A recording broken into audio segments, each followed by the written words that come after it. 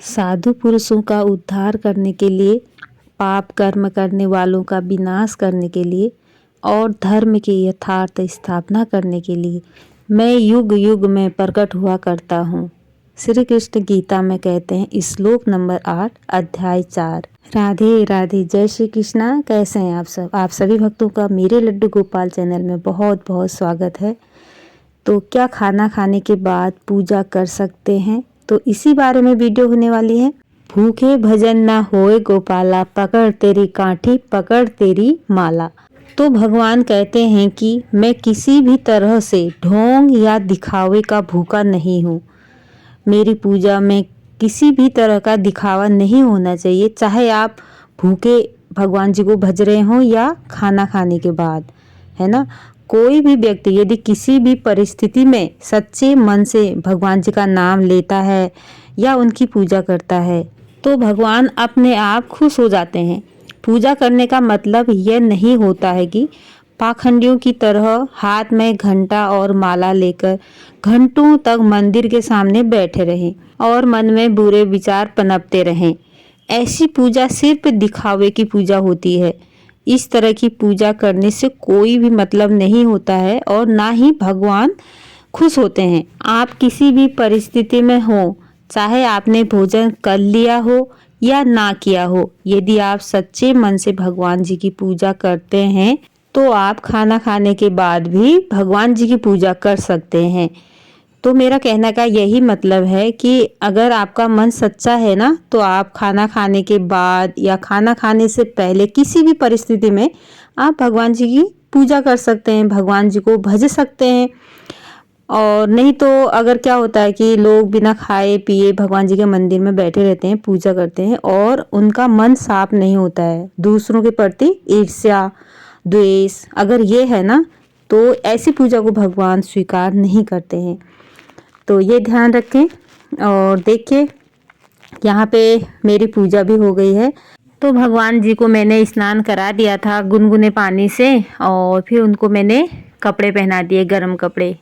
और देखिए यहाँ पे मैंने पुष्प भी चढ़ा दिए भगवान जी को और शीशा दिखा दूंगी और उनकी बंसी और तुलसी पत्र में भगवान जी को समर्पित कर दूंगी। और उनके मुकुट में मोर पंख जरूर से लगाएं आप रोज की सेवा में। ठंडियों में आप भगवान जी के आगे ना सिगड़ी भी जला सकते हैं। अगर आपके पास छोटी सी सिगड़ी नहीं है तो आप जो बड़ा सा दीपक होता है ना मिट्टी का, आप उसमें भी लकड़ियां जला सकते हैं और भगवान जी को उससे गर्माहट दे सकते हैं। नहीं तो आप हीटर की भी सेवा दे सकते हैं। आजकल ठंडियाँ बहुत हैं, भगवान जी का अच्छे से ध्यान रखें।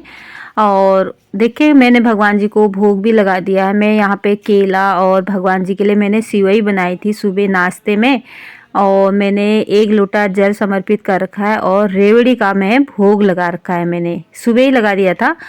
और तो देखिए सुबह की सेवा पूजा मेरी यहाँ पे हो गई है। इसके बाद मैं आरती कर लूँगी भगवान जी की। तो आप बताना आप अपनी कन्हैया की सर्दियों में कैसे सेवा कर रहे हैं। और अगर वीडियो मेरी थोड़ी सी भी अच्छी लगती है तो मेरे चैनल को लाइक करना, शेयर करना, कमेंट करना और मेरे चैनल को सब्सक्राइब करना। तो देखिए यहाँ पे आरती करने के बाद तो क्षमा याचना ज़रूर से करें भगवान जी से। और फिर इसके बाद मैं दिन का भोग बनाऊंगी अपने कन्हैया का। और सुबह की पूजा मेरी हो गई है।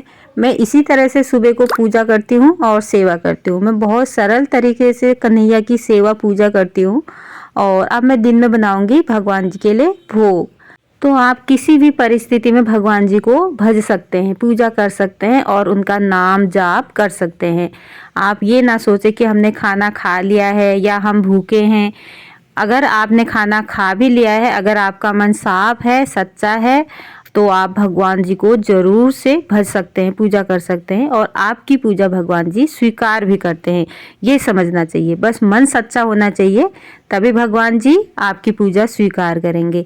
और अगर आप भूखे हैं, आप दूसरों के प्रति ईर्ष्या क्रोध ये रखते हैं, तो आप कितना भी पूजा कर लो तो ऐसी पूजा को भगवान कभी भी स्वीकार नहीं करते हैं। पहले अपने को शुद्ध करें, अपने मन को साफ करें, तभी भगवान जी की पूजा पाठ आप करें। तो देखिए यहाँ पे मेरी पूजा हो गई है। तो राधे राधे, जय श्री कृष्णा, थैंक यू।